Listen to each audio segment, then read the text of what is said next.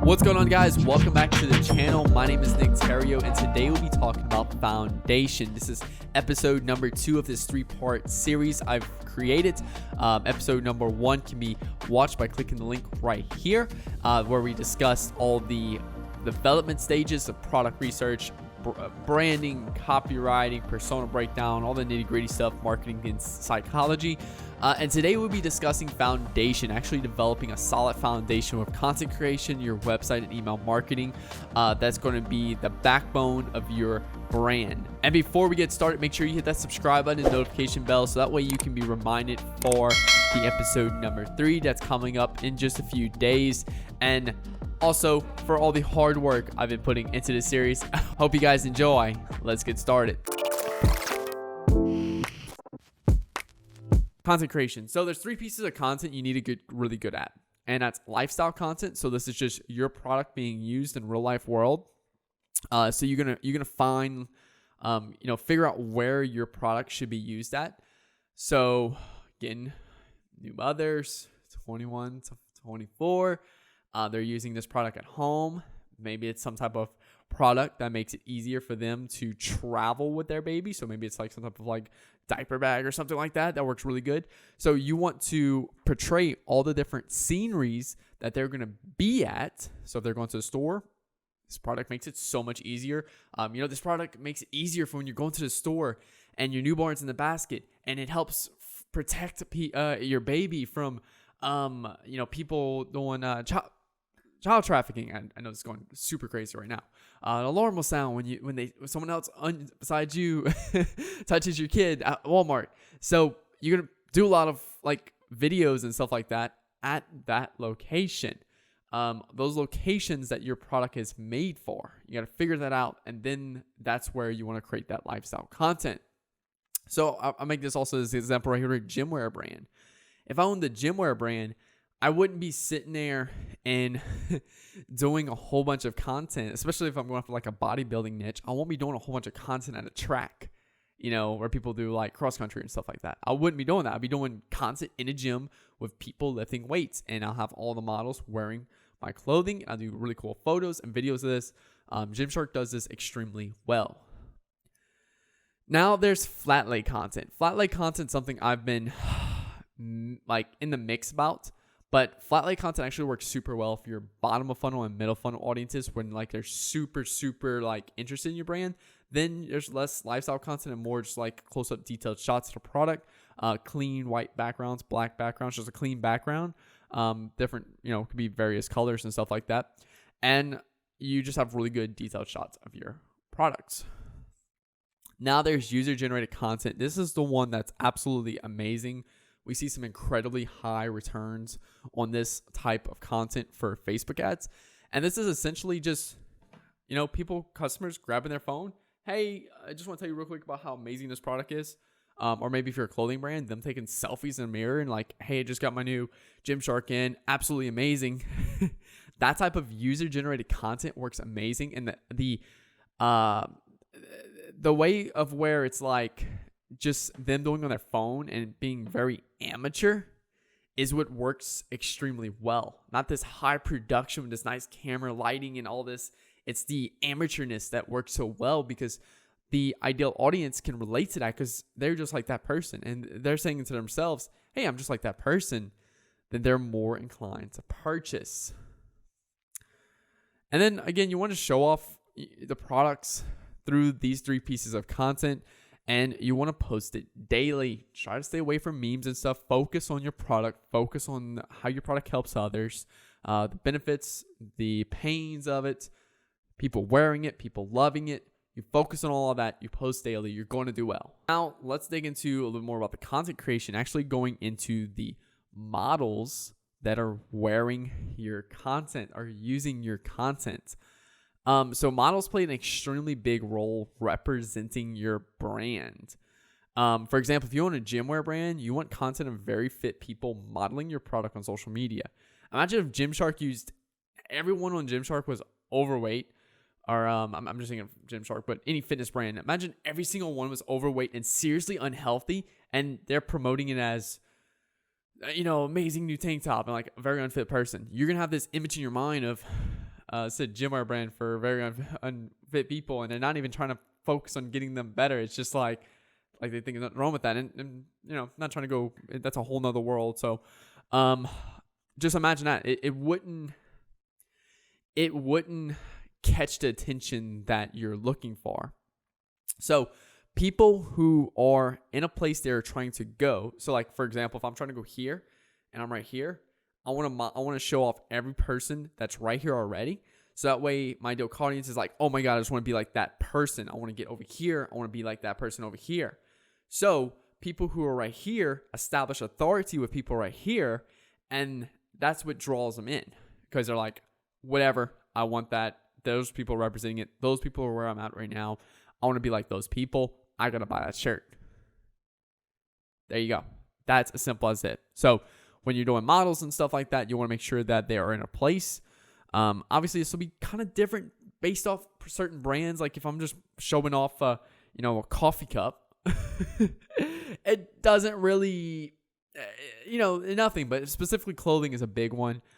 Clothing, if I'm showing off a newborn brand for new mothers, I want to do pregnant women, modeling the products and stuff, because if not, it's just like, oh, it's no big deal. So that's a big key right there. Now, again, these rules do not apply for UGC. UGC is a separate thing. This is people loving your products, whereas models is where you're portraying the product to people. Okay, so now we're going to dive into the website portion, which is absolutely huge. Too many people miss out on this. And I've seen some pretty bad websites from these lower brands, like with music playing as soon as I land on the website, some crazy colors, website very complicated. I'm just like, what are you doing? Okay? You're not Louis Vuitton. You do not need a complicated website to sell your $20 t-shirt. Like, I get on their website and it's just like, no menu bar, no nothing. It's just like, access to new collection. Like and then it takes me 5 minutes to figure out how to access the new collection. And it's like $20 t-shirt with like absolutely no way I'm gonna purchase that, because I don't know, just complicated, whatever. Anyway, website. So you want the website simple and clean. Easy to access is the key here.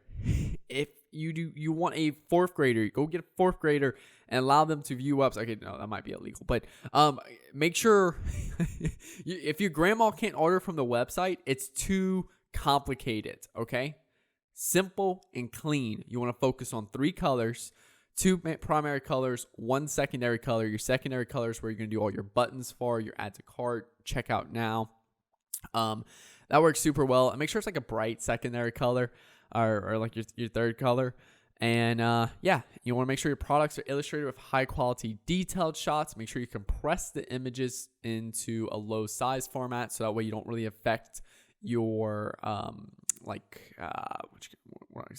affect your loading speed for your website, because that plays a huge role. You want to have like a home page, about us page, a shipping page, privacy policy, connect with us, just a few like trustworthy pages that people are used to seeing. People see a page they're not used to seeing, they might be like, what? Or like they don't have these. People are like, what's going on? So your homepage right here immediately establishes the vibe of your brand. So make sure whatever you're trying to portray with your brand, hey, we help new mothers. Make sure you establish that on your homepage. Kind of like the overall of who and what is your brand. Okay, we help new mothers by providing amazing products to help them out with security of their baby when they're shopping. Kind of establish that on your front page. As you kind of scroll down, you can see maybe some social proof of like other people wearing the products. You can also establish a little bit of authority with some big influencers, some reviews, maybe some awesome things we've done, like some accomplishments, some achievements, things like that. All that cool stuff that's going to help establish that, like, wow, this is a really freaking cool brand. That's what the homepage is for. It's kind of like your introduction to your brand. And then you want to start splitting up your products into different collections. Don't just do like one all product page unless you have like 2 products. Still maybe kind of split things up, but You want to split these things up in different collections, specifically for like t-shirts and clothing just in general, because it just makes it more naturally easy to find stuff. And if it's hard to find stuff, it's hard to navigate, then I'm like, whoa. Now, again, there's hard to navigate and too granular. So you got to find that middle right there between, wow, I got to go through 5 different tabs just to get to women's, necklaces. Whereas, I cannot find women's necklaces at all. So you got to try to find that median point. So for the product page, you want about 5 to 6 images of your product. You want like 2 main pictures, like overview of the product, maybe a front and back, like for clothing. And then like 3 or 4 detailed shots, so close-ups of different specifics. Then I also like to add in about 2 lifestyle shots of that product. So just 2 people out and about with that product. And just kind of establish what it's like in real life. Now the description, I see some pretty crazy stuff for this. You want 3 to 4 short sentences that describe the product and how it helps the consumer. Then you want about 4 to 5 bullet points talking about the benefits of the product. So this is benefits. So too many people focus on the specifics. Think about the MP3 player versus the iPod. The iPod was 1,000 songs in your pocket, whereas the MP3 player was 8 gigabyte SSD. Get it? So one of them is just a specific. Another one is taking that specific and turning it into a benefit for the consumer. So 1,000 songs in your pocket. So try to have about 4 to 5 bullet points talking about the benefits of the product. For clothing, go into the description. How soft does it feel? Does it smell like a mountain? It's made in the middle of the mountains, and when you pull it out, it smells like a ocean. Not an ocean. A lake in the mountain. Like, I don't know. Just come up with like some really cool stuff that describes the product and like some benefits, of the product itself. Then you want to answer any questions the consumer might have. So you'll get these when you talk to your social circle. You'll get these from like social media comments and stuff. Find the common ones and answer that on the page itself, because if people have all the information in front of them, that's more likely to generate a sale because they have all the information in front of them to make that purchase, make that decision. Now, shipping, this is something that I wish everyone would do right now. Literally just say, hey, product ships in 5 to 7 business days, or product arrives in 5 to 7 business days. Super simple. You don't have to put, it's 5 to 7 business days, blah, blah, blah, blah, blah, blah, blah. Just, I want to know how long you guys shipping is. I'm used to shopping on Amazon and seeing, hey, it arrives by August or October 23rd. It's the 21st today. So October 23rd. I'm used to that. So now when I go on a website and shop, it's like, add to cart. But now I also have to go to the shipping page. How long does it take to ship and stuff like that? I can't wait to get to checkout. But why do I want to wait to checkout and do all that to find out it ships too long? Answer that shipping in the description. Just one quick sentence. How long it takes to ship.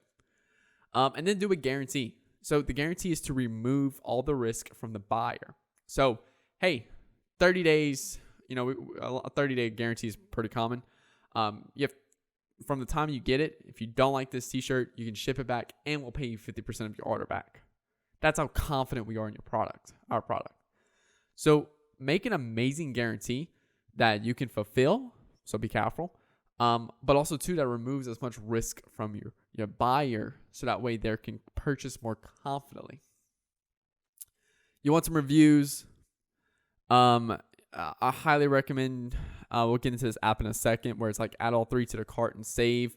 So I have like an app to show you guys where it's just like add all 3 of these to the product cart and you can save. So, and then recommended products. You want to have all this on the product page.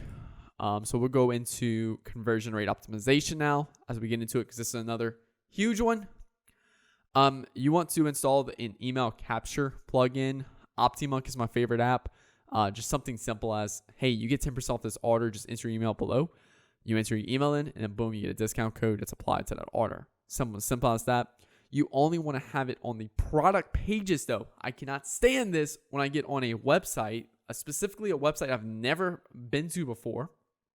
And I get to the website, and I'm on the homepage, and it's just like, get 10% off your first order. I'm like, whoa, I do not know anything about you. I have no clue what your brand is, etc. And you're already trying to push, like, give me your email. Like, I don't even know what you are. I don't even know what you do. I don't even know what you sell. So put it to where it's just on the product pages, and you're going to capture a much better audience, because the product pages, specifically if you go after a timed one, like 5 to 30 seconds before it pops up, you might get fewer emails, but you can get more targeted emails, because these are people who are actually viewing that product and interested in the products you have, versus just, I don't care, I've never been to your website, I don't even know what you sell, but I'll enter in my email. So just be cautious about that. So you want to capture those emails. My favorite one, get percentage off your order if you enter your email in. Now the banner, the Shopify banner, that's that thing way on the top. The easiest one I recommend is, if you're promoting a sale, obviously do a sale, but do a free shipping over X amount. Reason why is because more people will be cautious about, hey, if I spend over $100 to get free shipping. And you can also add this into the description of your product pages if you do this. But what this is going to do is it's going to increase your average order value. You increase your average order value, you'll make more money, you'll increase profits, and you'll spend less on advertising. So simple as that.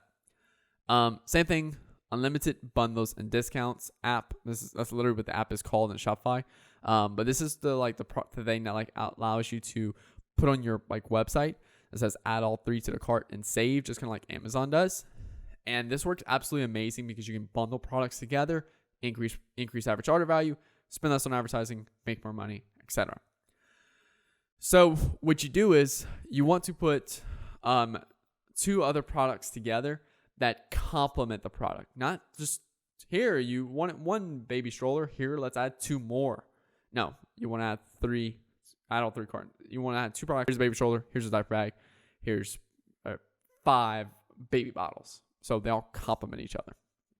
So think about that. Clothing, here's a shirt, here's that necklace, here's the pant. Get the full look. Here's the shirt that you're already looking at. Here's the pants that go great with it. Here's the shoes that go great with it.